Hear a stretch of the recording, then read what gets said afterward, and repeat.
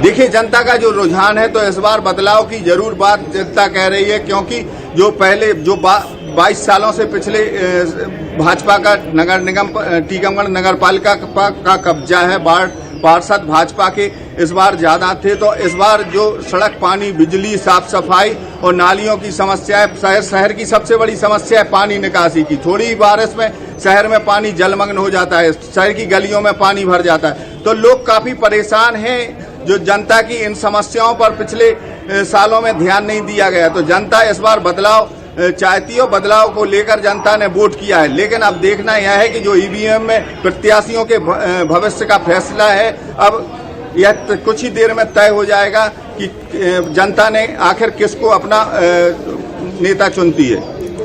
ठीक, लगातार बने रहिए। आशुतोष, आखिर खरगोन की जनता इस बार बदलाव चाहती है क्या? क्या कहता है उनका उनकी सोच क्या कहती है? वो क्या सोचते हैं? क्या वाकई में वो इस बार बदलाव चाहते हैं पहले के मुकाबले, या फिर वही जो था उसी को कायम रखना चाहते हैं?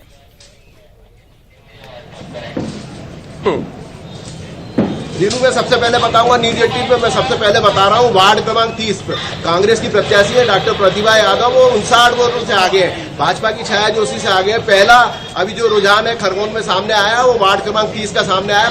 डॉक्टर प्रतिभा यादव है, वो 59 वोटों से आगे। और जहां तक आपने सवाल कर मुद्दों की बात है, तो मुद्दा वही विकास का मुद्दा है। और यहाँ पर जिस प्रकार से लगातार 3 बार से भाजपा खरगोन नगर पालिका में लीड कर रही है, तो लोग इस बार जो है मूलभूत सुविधाओं को लेकर देख रहे हैं कि ये चुनाव में जो मूलभूत सुविधाओं कौन देगा, विकास कौन देगा, उसको लेकर मतदाताओं ने मतदान किया। जो पहला रुझान आया है वो कांग्रेस के पक्ष में अभी सामने आ रहा है, और लगातार अब जो है ईवीएम की जो गणना शुरू हो गई है, और हम कुछ ही देर में और भी परिणाम आएंगे। और जैसी हमारी कलेक्टर कुमार पुरुषोत्तम उनसे बातचीत है, उन्होंने कहा 11 साढ़े 11 बजे तक सभी परिणाम आ सकते हैं। तो रीनू, ये कहा जा सकता है कि ये जो चुनाव है काफी महत्वपूर्ण चुनाव है। 2023 में विधानसभा का चुनाव होना है, इसको लेकर जो दोनों प्रमुख राजनीतिक दल है, जो भाजपा और कांग्रेस, दोनों ही प्रमुख दलों ने पूरी शक्ति झोंकी थी, और ये परिणाम जरूरी दोनों राजनीतिक दलों को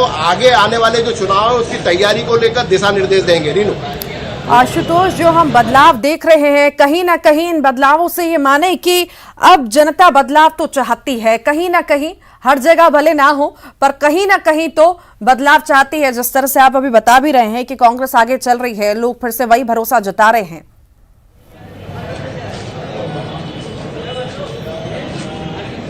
नहीं, अभी जो पहला परिणाम जो आया उसमें कांग्रेस एक वार्ड में आगे आई है, लेकिन जहां तक जनता की बात की जाए तो जनता जो है मूलभूत सुविधा को देखेगी, विकास को देखेगी। जहां बदलाव की बात कह रहे हैं, तो निश्चित ही इस बार जनता ने पूरा मन बना रखा है कि जो अच्छा जनप्रतिनिधि होगा, योग्य आदमी होगा, वो राजनीतिक दलों के साथ साथ योग्य व्यक्ति को पहले प्राथमिकता देगी जनता, और ऐसे व्यक्ति को प्राथमिकता देगी जो उनके वार्ड का विकास करा सके।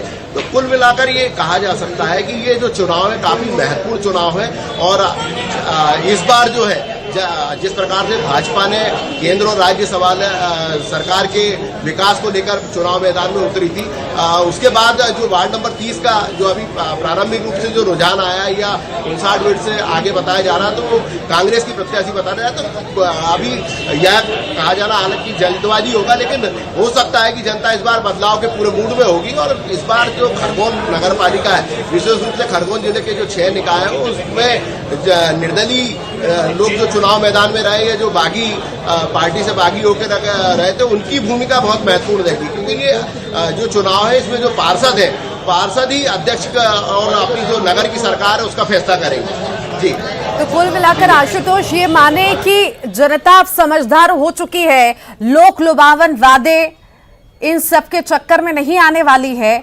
जनता को वाकई जमीनी स्तर पे काम चाहिए, और मिलेगा काम तभी वोट मिलेगा।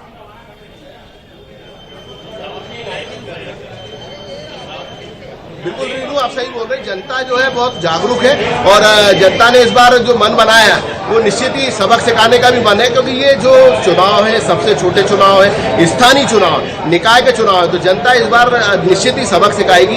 अगर किसी भी जो जिस प्रकार कहा जा सकता है कि जो विधानसभा चुनाव 2023 का ये सेमीफाइनल है, तो सेमीफाइनल को लेकर जनता सबक भी सिखा सकती है। मतदाताओं को मतदाता ये भी बता सकते हैं कि जो हमारा विकास करेगा, जो हमारे लिए योग्य प्रतिनिधि होगा, हम उसी का चयन करेंगे। रीनू जी, वाकई लगातार आप बने रहिए। राजीव भी हमारे साथ जुड़े हुए हैं। राजीव, आखिर आपके यहाँ पे किस तरह से आप टीकमगढ़ में जनता को देखते हैं? जनता कितनी समझदारी के साथ इस बार वोट कर रही है, या जो वोट करा है कितनी समझदारी के साथ वोट करा है, या सिर्फ लोक लुभावन वादों पर ही अटक के रह गई है? ठीक है मैडम, सॉरी। जनता है, हालांकि इस बार वोटों प्रतिशत कम रहा है, लेकिन जो जनता है उसने जरूर इस बात को ध्यान में रखा है कि जो नगर की समस्या है, सड़क, पानी, बिजली और पेयजल की जो समस्या है, खास तौर पर नाली निकासी की जो समस्या है, क्योंकि बारिश के दिनों में पूरी शहर की गलियां जलमग्न हो जाती हैं, जिसको लेकर शहर की जो जनता है उसने इस बार वोट किया है। क्योंकि पिछले 22 सालों से टीकमगढ़ नगर पालिका पर भाजपा का कब्जा है, तो इस बार जो लगातार भाजपा का कब्जा रहा है, तो इस बार शहर की जनता बदलाव चाहती है, तो बदलाव को लेकर शहर की जनता ने वोट किया है। शहर की जनता काफी जागरूक है, और जो मतदाता हैं, फिलहाल जो मतदाता हैं, तो मतदान से पहले जरूर लोग मतदान को लेकर जागरूक दिखाई दे रहे थे, और इस बार वोटों प्रतिशत थोड़ा कम रहा है।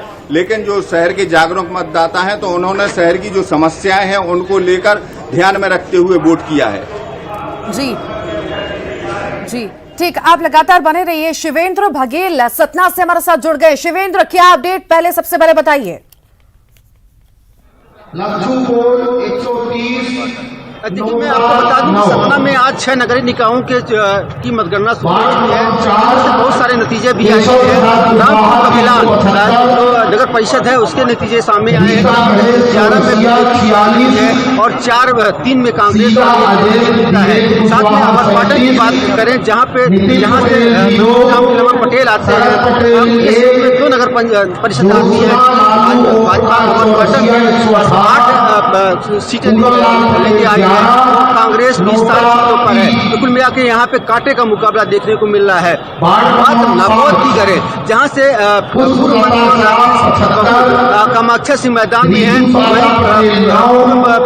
जो विधायक है कांग्रेस के वो मैदान में है, और दोनों अध्यक्ष के दावेदार हैं। तो इनके नतीजे सामने आए हैं, जिनमें से 6 पे बीजेपी है, 5 में कांग्रेस है और 1 बसपा है, और 2 में जीत के सामने आए हैं। सीकर में भी मतगणना शुरू हो गई है, जहाँ पे भाजपा की बढ़त है, और साथ में रामनगर में भी भाजपा बात सुनाई हुई है। रतलाम में कांटे की टक्कर तो हम देख ही रहे हैं। आखिर बागी किस तरह का खेल बिगाड़ सकते हैं, किस तरह की तस्वीर इस बारे में आप देख रहे हैं?